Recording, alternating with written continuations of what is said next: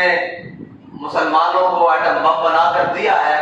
لیکن وہ قبضے میں کسی خالد اور ایوبی کے وارث میں نہیں آیا، وہ قبضے میں میر صادق اور میر جعفر کی نسلوں کی قبضوں میں آ گیا ہے۔ عبد القدیر خان محسن پاکستان ہے، بات کہتا ہے اگر اس فقر و درویشی سے جو مسلمان کو سکھا دے سربزیری، بات کہتا ہے اس فقیری اور اس درویشی تو میں 1000 بار ناتعلق ہو گیا جس نے مسلمان کو صرف جھکا کے جینا سکھایا۔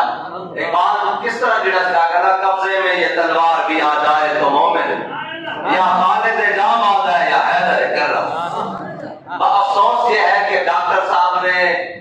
مسلمانوں کو ایٹم بم بنا کر دیا ہے، لیکن وہ قبضے میں کسی خالد اور ایوبی کے وارث میں نہیں آیا، وہ قبضے میں میر صادق اور میر جعفر کی نسلوں کی قبضوں میں آ گیا ہے۔ اگر وہ ایٹم بم کسی محمد بن قاسم کے وارث کے قبضے میں ہوتا تو آج فلسطین کی یہ حالت نہ ہوتی۔